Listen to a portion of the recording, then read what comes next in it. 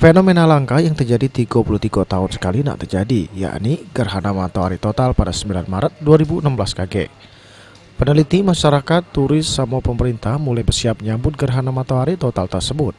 Berdasarkan data dari BMKG Palembang, jalur totalitas gerhana membentang dari Samudra India sampai ke Kepulauan Hawaii.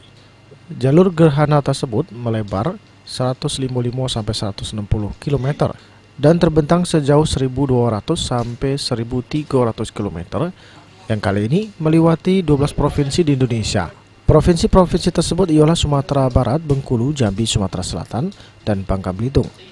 Selain itu, galau-galau provinsi di Kalimantan kecuali Kalimantan Utara, Sulawesi Barat, Sulawesi Tengah, sama Maluku Utara juga dilewati gerhana tersebut. Namun tidak galau-galau daerah di provinsi tersebut dilintasi jalur totalitas gerhana. Lama gerhana matahari total atau GMT tersebut 1,5 sampai 3 menit. Sementara di Sumsel Dewek, peristiwa alam berupa gerhana matahari total tersebut dimanfaatkan Dinas Pariwisata Sumsel untuk menarik wisatawan sebanyak-banyaknya. Jeramba Ampera juga nak ditutup selama 2 jam sebelum peristiwa gerhana matahari tersebut terjadi, yakni mulai jam 7.30 pagi. Wibisono, PAL TV.